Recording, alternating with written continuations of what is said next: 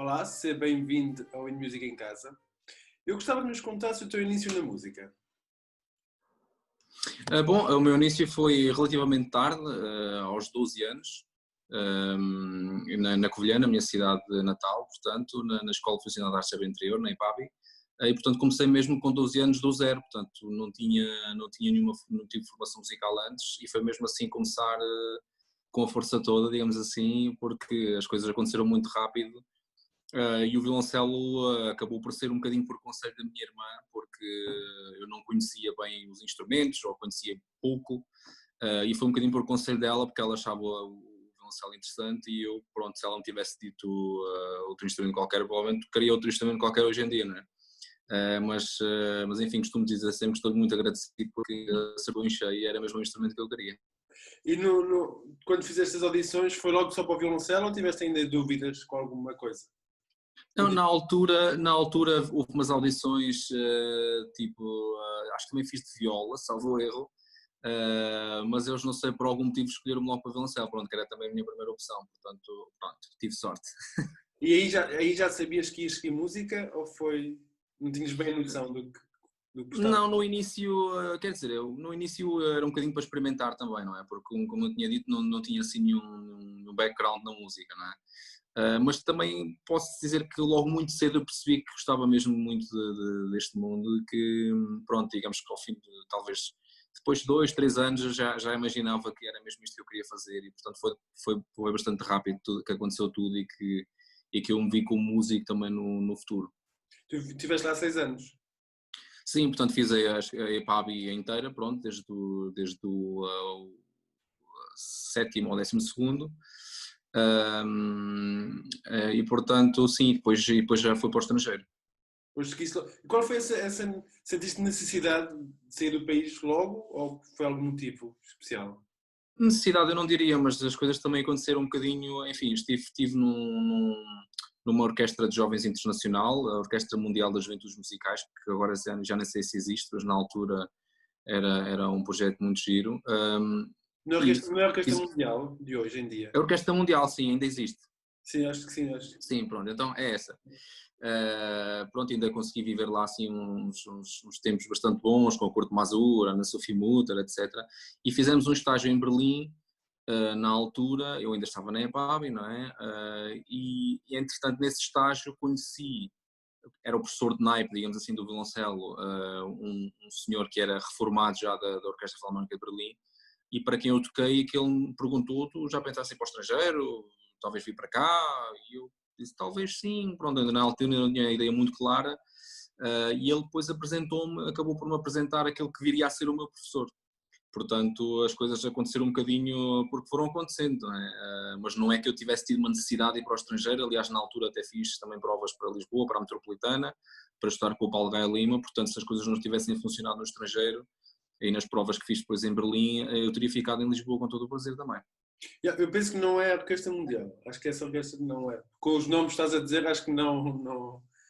Não, é que agora já não é por isso, mas era a Orquestra Mundial, sim, que é das Juventudes Musicais. Na altura era mesmo, era tipo uma associação, uma organização com as Juventudes Musicais todas juntas. A Orquestra Mundial era quase tão forte como a Orquestra União Europeia, a Orquestra Mahler, etc. Entretanto, depois eu acho que eles tiveram problemas financeiros e meio que acabou, depois voltou a recomeçar. Portanto, aquilo naquela altura tinha outro fogo do que pelo menos tem atualmente. Por isso é que eu também nem sequer já sabia se, Eu toquei na nem sequer sabia se Mundial, ainda continuava. mas eu acho que é já pós essa. Acho eu. Sim, sim, sim. Exato. E depois como é que foi na Alemanha? Foi assim um choque de passagem da Covilhã para a capital alemã? Não foi? Sim, foi, de certa forma foi um bocadinho, sim, porque obviamente as diferenças são óbvias, não é? Não é preciso estar a descrevê-las muito, mas pronto, eu também já ia preparado, era isso que eu queria, portanto foi ótimo, pronto, em termos culturais e em termos de oferta musical, foi obviamente uma diferença muito grande. Imagina que na Covilhã não tínhamos sequer uma loja de música, onde pudéssemos comprar na altura cassetes e CDs, não é?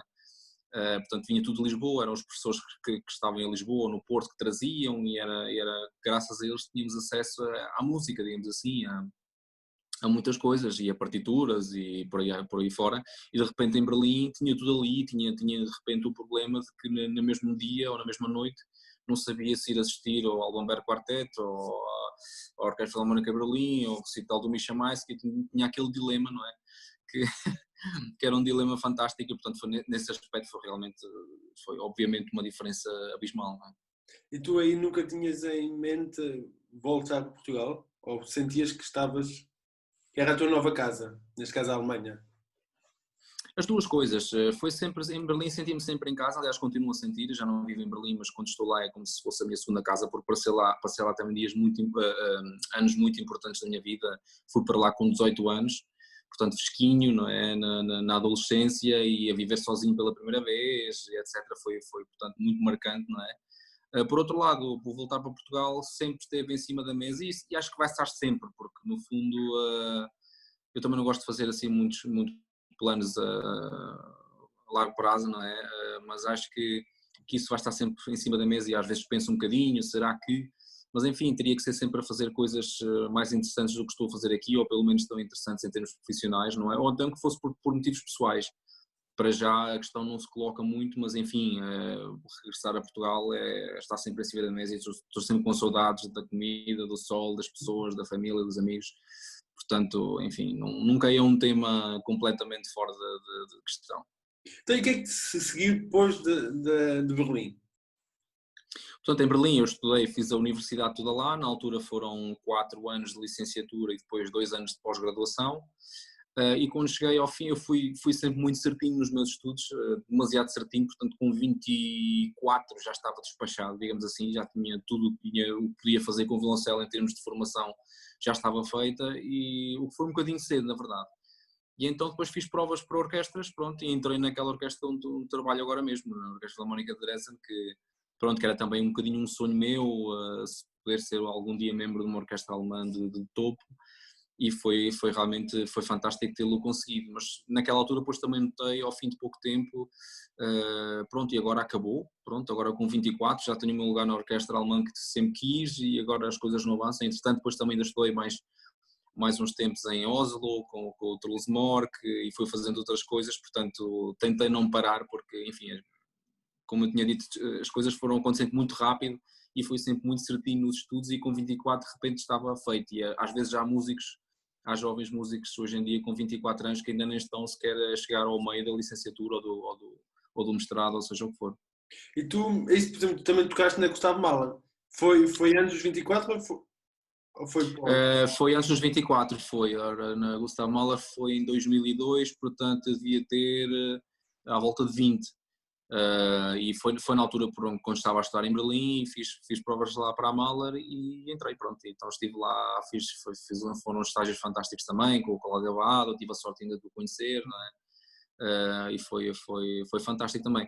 O meu professor de violoncelo ficava sempre super chateado quando eu, todos os verões, arranjava alguma orquestra, algum estágio para fazer, que ele queria era que eu fizesse masterclasses de violoncelo, também fiz algumas para fazer à vontade, né? Eu fiz realmente sempre muita orquestra, pronto, porque de certa forma acho também importante, porque às vezes pensamos sempre que a nossa formação deve ser de solista, e deve, não é? No fundo, nós aprendemos o nosso instrumento, ou um cantor, e em princípio a formação é para ser solista, mas mais tarde ou mais cedo vamos ter que cair na verdade, na realidade, e a saída é quase sempre, para aqueles que têm sorte e fortuna, não é uma orquestra, que não vamos conseguir ser solistas como é o Wengerhoff, etc. Isso só vai um 0,00001%. E, portanto, eu acho que também fui tentando sempre aprender muito por aí, ganhando experiência, e realmente nesses estágios de orquestras eu acho que pode-se aprender muito, também nos divertimos muito e fazemos muita palhaçada, não é? Mas é bom porque não só ganhar experiência de tocar na orquestra, mas conhecemos colegas de outras escolas, de outros países, enfim, e é muito importante para ficar informado com o meio, como é que as coisas estão a acontecer, quando. Eu acho que para mim foi sempre muito importante e senti que foi sempre bom para mim. E como é que te ganhaste a audição tão jovem, pode ser, não é? Como é que se mantém a motivação nessa tantos anos, não é? Como é que fazes isso? Ou seja, Bem, Há sempre fases de altos e baixos, não é? Qualquer músico de orquestra que me esteja a ouvir sabe o que eu estou a falar, não é? Que há sempre fases em que pensamos, enfim, será que é isto que vou fazer para a minha vida inteira? Eu lembro-me que, por exemplo, na altura tinha 24 anos, ou mesmo quando tinha 25, e eu pensava sempre que ainda tinha que ficar na orquestra, portanto eu recebi logo ao início uma carta a dizer que a minha reforma ia ser no ano 2049, tal e qual. E aquilo chocou-me um bocadinho, realmente foi assim tipo o abanão, porque eu pensei, vou ficar ainda muito mais tempo na orquestra do que aquilo que eu já vivi, dos anos que eu já vivi, era um bocadinho assustador realmente. Entretanto, essa ideia foi-se, pá, como eu estava a comentar, há sempre fases em que estamos mais contentes, fases em que estamos mais tristes, mas a verdade é que com o tempo também fui fui assimilando também que tenho muita sorte, que sou um privilegiado, porque tenho esta oportunidade de tocar numa orquestra muito boa, onde o trabalho no dia a dia é muito bom. Uma orquestra que também, sobretudo, me dá muita flexibilidade e muito tempo para fazer também outras coisas, que para mim é muito importante. E entretanto também por motivos profissionais, pessoais, também a minha vida foi se estabelecendo aqui em Dresden, porque entretanto casei-me, tenho filhos, os meus filhos são de Dresden, são alemães, digamos assim, e portanto as coisas foram acontecendo e estou muito contente. Pronto, isto estaria fora de questão agora fazer provas para orquestras, nem pensar já. Cada vez que penso nesse tempo assusto-me, não, que é duro, porque é sempre aquela incerteza de será que vamos conseguir ou não, trabalhar muito e depois há alguns dias que recebemos uma notícia de que não pode ser e por acaso até tocámos bem. Enfim, qualquer pessoa que fez provas de orquestra sabe como é que é este mundo, que é muito duro e portanto estou muito contente de ter conseguido o meu lugar e de ter esse conforto agora também. Fizeste muitas audições? Fiz algumas, sim, fiz algumas, inclusivamente depois de ter o lugar, já 2 ou 3 anos depois, talvez numa dessas fases em que não estava tão contente ou qualquer coisa, fiz também mais 1 ou 2 provas, mas por acaso já não me correram muito bem e já não as fiz com aquela motivação que tinha que fazer. Acho que esta coisa das provas também, às vezes é preciso mesmo escolher bem o momento, porque se estamos a estudar durante o ano a mesma peça, muito provavelmente já não temos aquela inspiração e aquela motivação e aquela cabeça fresca para chegar àquele dia e tocar realmente muito bem, né? E por outro lado também se vamos fazer as provas assim um bocadinho, logo se vê, mas na verdade também já não tenho grande interesse porque já tenho o meu lugar, logo se vê, só se caísse assim do céu, também normalmente não funciona bem. Portanto, enfim, mas sim, fiz algumas provas, não fiz muitas assim, mas fiz algumas. E enfim, a única coisa que eu posso dizer de experiência é que há que tentar sempre e que preparar-se bem, sobretudo isso, preparar-se bem, porque às vezes não é só a questão do instrumento, a questão técnica, mas também a questão física até, psicológica, é muito importante. Naquela hora H podemos estar preparados a 300% com o nosso instrumento, mas depois por algum motivo ou uma questão alheia desconcentramos ou não estamos bem e a coisa, aquele tempo todo que estudamos foi pelo cano abaixo, não é? Portanto é muito importante uma boa preparação também psicológica. E existe alguma sinfonia, alguma peça que te deixe mais motivado? Que sabes que daquela semana X vai ser aquilo então? Sim, há sempre, quando vemos o programa da temporada seguinte, portanto a temporada nova, é normal folhear e ver, este programa vai ser giro. Enfim, eu gosto sempre muito não tenho assim um compositor favorito, nem um estilo ou uma época favorita, mas obviamente que tenho assim um fraquinho por alguns compositores, não é? Por algumas obras, e confesso-me um maleriano, por exemplo, porque não há nada de Mahler realmente que eu não gosto e quase todos os outros compositores que gosto muito, há sempre uma coisa ou outra que não me dizem tanto, mas de Mahler até ver gosto de tudo muito e portanto sempre que há Mahler fico muito contente, mas enfim, gosto muito de fazer tanto aquelas obras de grande volume, de Richard Strauss, Shostakovich e por aí fora, como também adoro fazer sinfonias de Haydn, sinfonias de Mozart e até música mais para trás, que não é muito comum numa orquestra grande como a minha, inclusivamente sinfonias de Haydn, não fiz assim tantas que pense bem desde que entrei para a orquestra, porque é uma orquestra grande, então há tendência uma orquestra sinfónica para fazer programas mais bombásticos sempre, não é? O maestro novo que vem quer sempre ainda impressionar mais e enfim. Agora, por exemplo, estamos a fazer muitas sinfonias de Haydn neste tempo complicado, não é? Com uma alternativa e também porque não podemos estar mais pessoas em palco do que aquelas que são permitidas e agora eu fiquei muito contente, foi uma coisa positiva deste tempo que agora estamos a fazer muitas sinfonias de Haydn. E com o Cláudio Abbado fizeste alguma sinfonia de Mahler? Não, com o Kalaibad fiz Parsifal, portanto a ópera completa, e fizemos depois um programa sinfónico que tinha, lembro por exemplo de La Mer, Debussy, e o duplo de Brahms, salvo erro. Portanto, uma sinfonia de Mahler nunca fiz, mas ouvi várias, porque como eu estava em Berlim a viver, tive a oportunidade de ouvir várias. Aliás, eu era amigo de uns brasileiros que estavam lá na Academia da Filarmónica, da Karen, e que eu entrava sempre pela porta das traseiras, ilegal, etc. E basicamente ouvi os concertos todos da temporada inteira grátis. Enfim, isto agora ficou aqui gravado, mas agora acho que a multa já prescreveu, né? E então foi ótimo porque tive basicamente acesso aos concertos todos. E depois veio aquela fase de Filarmónica Berlim, já ouvi tantas vezes, depois tive vários anos, muitos anos mesmo sem ouvir a Filarmónica Berlim, tendo-a ali ao lado, até que depois talvez 8, 9, 10 anos depois voltei a ter vontade de ouvir ao vivo. É engraçado, pronto, são estas coisas que, enfim, fazem parte da vida. Existe, já por curiosidade, existe alguma semana que tu olhes e penses, não me apetece esta peça, esta sinfonia ou este, existe? Várias.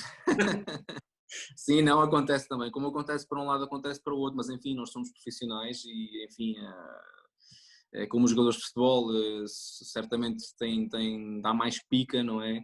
A jogar contra um Sporting, contra o Benfica, contra um Porto, mas enfim, às vezes também temos que jogar contra as outras equipas, porque é assim, e temos que estar lá e temos que ser profissionais e no fundo nós estamos lá pelo público, e é nossa obrigação também como um motor musical, também poder oferecer vários tipos de música e portanto temos que ser profissionais e fazer também às vezes música que não gostamos tanto, no fundo é isso, mas a ideia é essa e tentar fazê-la ao nível mais alto possível, e é aí que se nota a diferença das orquestras, que não se nota que a fazer repertório X soam muito bem e estão todos contentes, e a fazer repertório Y aquilo soou muito mal e viu-se que eles estavam todos contrariados. Não é bom, não é? Portanto, a ideia é nós também tentarmos contrariar um bocadinho essa tendência. Não é? E depois tu tiraste um curso de gestão, não foi? De gestão cultural. Cultural, sim, gestão cultural. Sim. Foi assim um bocadinho enfim, sem nenhum objetivo específico. Pronto, eu tenho o meu ensemble, o Ensemble Mediterrâneo, já há muitos anos, desde 2002. E pronto, enfim, eu faço basicamente tudo. No ensemble toco violoncelo, dirijo, às vezes tenho que carregar estantes, tenho que preparar as partituras, marcar as arcadas, tratar dos voos, etc. Portanto, há uma componente também muito grande de gestão cultural aí. E eu também sempre quis aprender um bocadinho mais de dentro, como é que determinado tipo de coisas funcionavam. Foi um bocadinho por isso, mas no fundo sem um objetivo concreto. Foi um bocadinho porque na altura pensei, olha, agora tenho um bocadinho de tempo livre e vou investir aqui um bocadinho de tempo nisto. A mesma coisa aconteceu mais tarde com o doutoramento, que acabei recentemente, e também comecei a fazer numa fase em que não tinha muitas coisas para fazer, ou tinha ali assim um buraquinho de tempo, e depois mais adiante vinha ter problemas porque não tinha tempo para fazer as coisas todas. Mas enfim, é sempre assim, é um erro de principiante. Achas que te ajudou esse curso de gestão? Sim, muito. Sim, aprendi muitas coisas porque para o nosso meio é bom também ver as coisas de outro ponto de vista. E foi muito interessante, tanto esse master em gestão cultural que fiz, porque, enfim, nós como instrumentistas ou maestros ou cantores, como executantes, digamos assim, temos às vezes um bocadinho a tendência para ter só essa visão desde o nosso ponto de vista, e é bom às vezes entender como funciona um determinado tipo de coisas que são necessárias também para nós como executantes também depois podemos fazer um bom trabalho. A mesma coisa me aconteceu também com o doutoramento, porque entrei um bocadinho ali naquele meio da investigação científica, da musicologia, que é um bocadinho alheio a nós, executantes, e vice-versa, não é? E foi muito interessante as coisas que aprendi e tentei também com o meu trabalho depois fazer um bocadinho uma ponte entre estes dois mundos que são mundos relativamente afastados uns dos outros, não é? E quando é que veio o gosto por ser maestro? Também vi que faz bastantes coisas. Mais uma vez não sei dizer exatamente, foi assim também um bocadinho por uma certa coincidência. Na altura eu tinha que fazer uns concertos a solo em Portugal, e o maestro só podia naquela data. Entretanto o maestro depois apareceram-lhe outras coisas, salvo erro, e eu só podia naquela data, entretanto já também, afinal depois pediram-me, olha, ia tocar 3 concertos de Haydn para violoncelo e orquestra. Há aqueles 2 muito conhecidos, o Dó maior e o Ré maior, e depois há outro menos conhecido, que nem se sabe se é de Haydn ou não, também é Ré maior. Eu ia fazer já essa maluquice, tocar no mesmo concerto 3 concertos. Entretanto, depois o mestre falhou, digamos assim, e depois pediram-me, apareceu a possibilidade de fazer tipo os concertos também assumir a direção musical, e eu pensei, pronto, isto não vai dar muito trabalho, não é? É só orientar os ensaios, que até é engraçado. Depois eu toco, dou a entrada e sento-me e toco a minha parte e pronto, e depois funciona mais ou menos com música de câmara. O problema é que depois, algumas semanas depois, com a direção da orquestra, surgiu a questão de que era um bocadinho curto o programa, só com 3 concertos, que são mais ou menos os 3, 20, 22 minutos, era um bocadinho curto, e eu pensei, bem, mais concertos já não posso tocar, senão vou morrer, não é? No mesmo concerto. Então acabei por dirigir mesmo só 2 aberturas de Mozart também no programa, e foi giríssimo porque essas, na preparação e na execução, depois na altura nos concertos, dessas aberturas de Mozart, eu estava super nervoso, preocupado e tal, e tocar violoncelo foi talvez a vez na vida em que eu toquei violoncelo mais relaxado e com mais naturalidade desde sempre. E foi um concerto um bocadinho louco, estava a tocar imenso a solo, né? Portanto, tirou-me muita responsabilidade dos ombros, ao peso dos ombros na parte do violoncelo, e concentrou-me muito na parte da direção, e experimentei também sensações muito positivas, gerou-se também uma boa dinâmica com a orquestra, etc. E fiquei cada vez mais curioso. Como tinha um ensemble, passou a ser um bocadinho a minha cobaia, e sempre que pude programar programas com uma instrumentação mais numerosa, etc., que eu também pudesse dirigir, e assim foi acontecendo. E entretanto, pronto, já dirigi várias orquestras, etc., as coisas têm-se desenvolvido muito bem, e portanto o gosto foi-se desenvolvendo, digamos assim. Sempre tive uma certa curiosidade, mas o gosto foi-se desenvolvendo, e cada vez mais, enquanto me der prazer e as coisas funcionarem bem, e sentir também que sou útil às orquestras com as que vou trabalhar, continuarei. E nunca pensaste deixar o violoncelo e só dedicar-te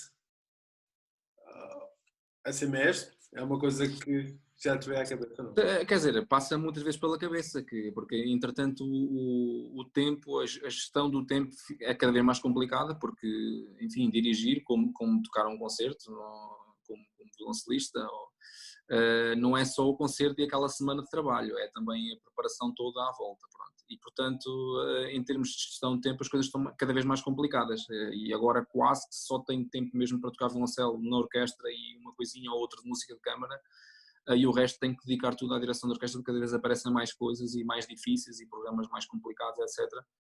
E portanto, mas enfim, eu deixar o violoncelo nunca, tenho certeza que nunca vou deixar. Portanto, acho que vai ser sempre uma vida aqui a tambalear entre as duas coisas, mas acredito que possa, e não me assusta de maneira nenhuma, aliás até me agrada, que possa ser incrementar um bocadinho mais a parte da direção, mas nunca deixar de tocar violoncelo, porque o violoncelo é parte da minha vida e portanto não, impossível. E existe assim algum momento mais especial em palco que tenhas tido? Tanto como violoncelista como mestre? Tens assim algum momento que não esqueces? Agora, para dar assim uma resposta assim poética, eu diria que são um bocadinho todos, não é? Não digo isto por dizer, digo mesmo a sério, porque sim, claro que tive várias experiências que foram tocantes, já estávamos a falar do Cláudio Abado, lembro-me, por exemplo, que o primeiro concerto que fizemos com ele, portanto foi uma récita de Parsifal, e foi numa fase em que ele regressou aos palcos depois de ter estado muito mal, muito doente, com cancro, etc. E eu lembro-me que ele entrou no palco e foram, sem exagerar, pelo menos 15, 20 minutos de aplausos só para ele, e foi realmente daqueles momentos em que ficas com pele de galinha, foi realmente incrível. Mas enfim, já tive, só para dar um exemplo, já tive várias, por exemplo com o Barenboim também, que é um personagem muito curioso, não é? Muito controverso, mas também com ele vivi coisas provavelmente até mais mágicas do que com o Cláudio Abado, em termos de fazer música, porque ele também transmite uma energia muito especial, e quem tocou com ele ou trabalhou com ele sabe do que é que eu estou a falar. E portanto, por exemplo, também com o violoncelo, obviamente. Agora, a dirigir foi para mim uma descoberta, talvez a maior das descobertas, foi que experimentei sensações que também nunca experimentei com o violoncelo. Claro que fisicamente é uma situação completamente diferente, mas também pude soltar de outra maneira e posso desfrutar da música de outra maneira, também posso aprender as partituras de outra maneira, dirigir coisas que já tinha tocado 50 vezes, e foi como se estivesse a aprender uma coisa completamente nova, porque a perspectiva é completamente diferente. E portanto eu tento desfrutar dessas situações cada vez que estou em palco, e agora nestes tempos difíceis que tivemos outra vez, e portanto estivemos todos em casa há algum tempo, muitos de nós com muita incerteza, e alguns de nós ainda estamos com incerteza de como é que as coisas vão continuar, e portanto acho que cada momento é importante desfrutá-lo, e cada momento no fundo é especial, e às vezes, como são tantos momentos especiais, e às vezes somos músicos e somos privilegiados e temos uma profissão tão bonita, como são os momentos todos especiais, nós até já nos esquecemos que são especiais, então estamos à procura ainda de mais especial. Mas enfim, quero com isto dizer que eu pelo menos tento desfrutar sempre, e portanto tento que cada momento seja realmente único. E a sensação em palco como violoncelista é a mesma que como mestre? Ou sentes mais ansiedade, mais responsabilidade? Ansiedade num aspecto de talvez estar mais nervoso ou sentir aquela responsabilidade, eu diria com o violoncelo, claramente. Porque com a direção, digamos que talvez seja uma coisa também física, porque como tenho a possibilidade mais de me libertar, é muito mais fácil logo nos primeiros segundos poder soltar aquela carga de tensão que temos naqueles minutos antes de entrar em palco, não é? Do que com o violoncelo, que estamos muito preocupados se vai sair bem ou não vai sair bem, está afinado, está desafinado. Não é que, pronto, obviamente os mestres, coitados, não é que tenham a vida facilitada e que é tudo muito fácil porque não podem tocar desafinado, obviamente não é isso, há muitas coisas muito, muito importantes. Mas a situação, acho que o aspecto físico é realmente o outro, e depois isso transmite-se também para todas as outras situações. Mas enfim, sou um privilegiado também por poder desfrutar das duas coisas. E como é que tu vês por exemplo, não estás em Portugal, mas como é que tu vês o futuro em Portugal depois disto tudo, a nível musical? Olha, não sei, para já ainda com muita incerteza, porque há muitas perguntas ainda por responder, muitas questões em aberto, não é? Há muitas pessoas em dificuldades, muitas instituições em dificuldades, e eu acho que até estamos ainda numa fase, agora mesmo, dia 26 de junho, onde muitas pessoas ainda não deram bem conta do problema em que estamos metidos, não é? Porque, em primeiro lugar, isto ainda vai demorar um bocado até normalizar, não é? Minimamente. E por outro lado, os danos são realmente muito grandes, e talvez ainda não tenhamos uma ideia dos danos que estão. Isto não é uma visão pessimista, mas enfim, em termos do mundo musical, na nossa área da música erudita, digamos assim, Portugal tem evoluído imenso. Eu acho que nas últimas décadas, se eu penso, por exemplo, na altura em que eu vim viver para o estrangeiro, enfim, os músicos que estudavam no estrangeiro contavam-se quase com os dedos de duas mãos, talvez, no estrangeiro, mais na Europa, pronto. Agora já em cada país já precisavas de 20 mãos, não é? Porque isso é muito bom, é uma muito boa notícia, porque por um lado o nível dos músicos em Portugal subiu imenso, não é? E já conseguimos dar cartas no estrangeiro também, e também muito importante, em Portugal já se faz música a um nível muito, muito alto, e já não ficamos envergonhados comparando orquestras nossas, por exemplo, ou coros, ou escolas com outras escolas no estrangeiro.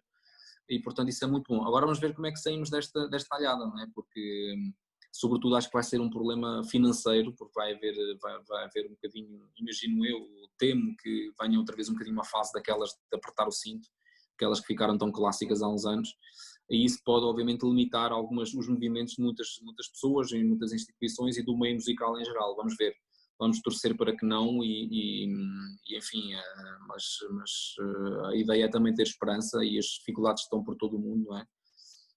E enfim, vamos ver o que é que isto vai dar. Ninguém pode dizer ao certo agora mesmo como é que as coisas vão ser. Nós sonhamos constantemente aqui em Portugal que haja mais orquestras, que haja mais espaço, e depois acontece isto, que felizmente há situações bem piores, não é? Porque há pessoas que claro. não quero com isto dizer que as orquestras são o mais importante depois de tudo o que vem aí, mas esse sonho quase sabemos que vai ser completamente adiado, e não sabemos. Claro. Sim, a expansão, digamos assim, vai ser quase impossível, porque com este problema todo e com os problemas financeiros e estruturais que isto está a causar, uma expansão é impossível. Agora vamos ter é que tentar tapar os buraquinhos e tentar relativizar um bocadinho os danos o mais possível para ver se a máquina continua a andar, mas acelerar vai ser um bocadinho difícil. Sim, mesmo aguentar as que já estão, Não é? que elas não Precisamente. fossem, algumas já é positivo, não é?